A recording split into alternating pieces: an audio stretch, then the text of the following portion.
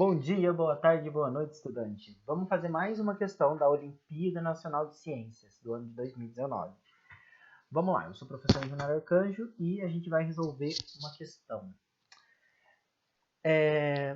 Antes da gente começar, queria dizer que, pelo que eu estou sentindo nessas questões da Olimpíada Nacional de Ciências, elas falam sobre o conteúdo bem mais contextualizado, elas não deixam esse conteúdo fechado em apenas uma disciplina, por exemplo. Então vamos lá, vamos fazer a leitura da questão primeiro.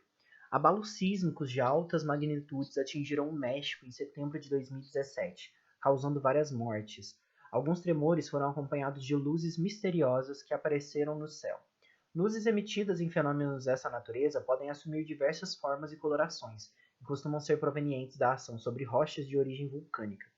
Quando um estresse tectônico atinge essas rochas, elas se fragmentam e ou se atritam, e descargas elétricas podem ser liberadas.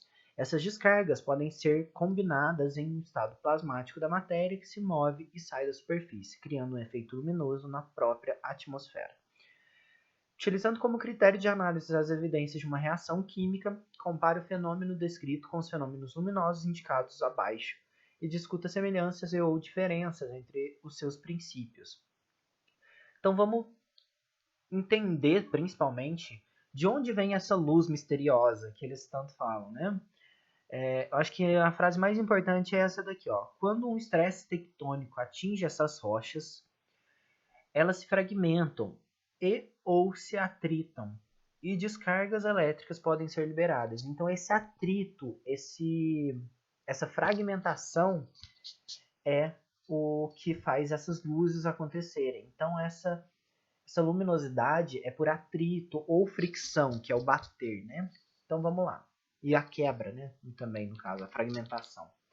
Então vamos agora comparar com as outras reações químicas, né? Eles falam para evidenciar, para utilizar como critério de análise as evidências de uma reação química.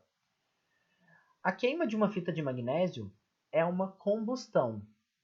O magnésio ele reage com o oxigênio do ar, formando o MgO2, que é o óxido de magnésio. Quando a gente queima, então, a fita de magnésio, a gente está realizando uma combustão, e essa combustão ela é um processo bastante exotérmico, e por isso ela tem essa coloração muito forte, que é essa luminosidade muito forte. Então, é uma reação de combustão. Então essa é a diferença, né? Uma reação de combustão, a outra de atrito, fricção. Eu acho até que essa reação de fragmentação, de atrito, talvez não seja uma reação química, mas sim seja uma transformação física. Lembrando então o que é uma transformação física, a diferença de uma transformação física para uma transformação química. A transformação física a gente não tem a diferenciação dos reagentes para os produtos. O que a gente tem antes, a gente tem depois também apresentado, geralmente com uma estrutura diferente. Então, seria o caso, por exemplo, de uma fragmentação. Já a transformação ou reação química, ela tem a diferenciação dos reagentes para os produtos. Como na queima da fita do magnésio, a gente tinha então magnésio e oxigênio na atmosfera. Ao final da reação, a gente vai ter o óxido de magnésio. Certo? Então vamos para a segunda, para alternativa. Alternativa não. Vamos para a questão B, né? Para comparar então com a emissão de luminescência por um vagalume. Tá vendo como eles já colocam um pouco até de biologia para trazer essa parte? Eu já conhecia um pouco sobre como funcionava esse processo de luminescência do vagalume, mas eu fiz algumas pesquisas e eu coloquei aqui então ATP, luciferase e fotócitos. Todos os seres vivos, então, eles fazem a transformação, né? A transformação química para essas ATPs. A ATP é uma pequena molécula de energia química, né? Que quando a gente vai gastando essas ATPs, a gente produz energia de outras formas. Energia física, etc. Então, os vagalumes, eles têm algumas células que são chamados fotócitos. Esses fotócitos têm a enzima luciferase. Não conhecia esses termos, tive que buscá-los, né? E essa luciferase, então, ela transforma essa energia química, que é o ATP, em energia luminosa, que faz com que o vagalume brilhe.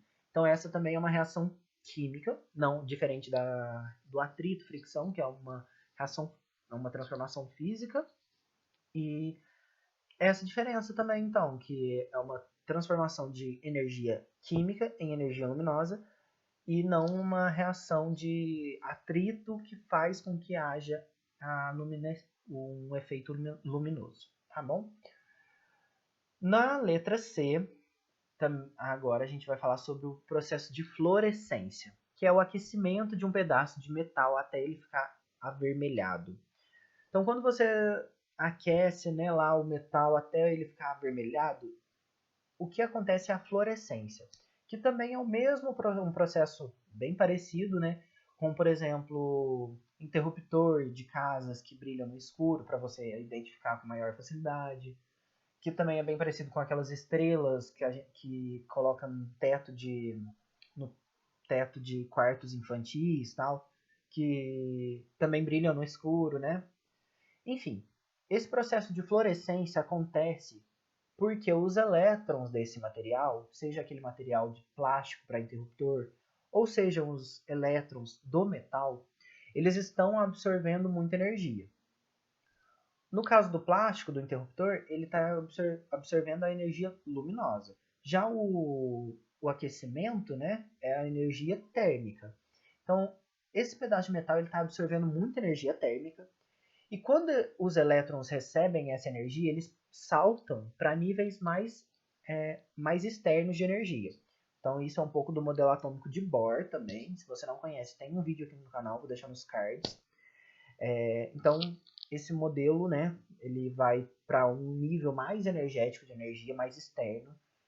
E ao voltar para o seu nível original de energia, esse elétron ele vai emitir essa energia que ele antes tinha absorvido para saltar para um nível mais externo. Então ele absorve, salta para um nível mais externo. Para voltar, ele perde essa energia e volta para o nível natural dele ali, né? Essa perda de energia, na verdade, não é uma perda, é uma transformação. Então, a energia que antes ele tinha recolhido, né, absorvido como energia térmica, se transformou em energia luminosa e ele ficou avermelhado, mostrou essa cor vermelha. Então, também é uma diferença para esse efeito luminoso por atrito, que é fricção. Já o efeito da luz emitida quando cristais de sacarose ou o açúcar são esmagados com a utilização de um martelo ou de um liquidificador, esse sim também é a quebra, né, de cristais por atrito ou fricção.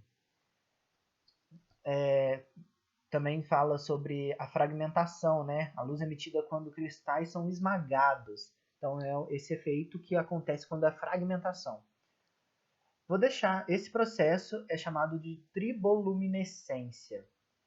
Vou deixar o vídeo do Manual do Mundo fazendo esse experimento com açúcar e com pedras de quartzo, que é bem interessante e ele explica muito bem. Esse processo de triboluminescência acontece realmente, é o nome dado quando acontece esse tipo de efeito luminoso, dado por quebra, fragmentação, atrito. Então, essa letra D, né, seria então a discussão mais correta, mais próxima dessas descargas dessas descargas luminosas que acontecem com rochas quando acontecem abalos sísmicos, beleza? Bom, para finalizar, deixo novamente a frase do Mahatma Gandhi que a satisfação está no esforço e não apenas na realização final. Então vamos estudar bastante para essa Olimpíada Nacional de Ciências, segunda fase de 2020. Se você gostou, deixe seu like, deixe nos comentários alguma dúvida ou alguma questão que eu possa resolver aqui. Compartilhe com seus amigos, principalmente quem também vai fazer a segunda fase da ONC. Até a próxima aula e tchau!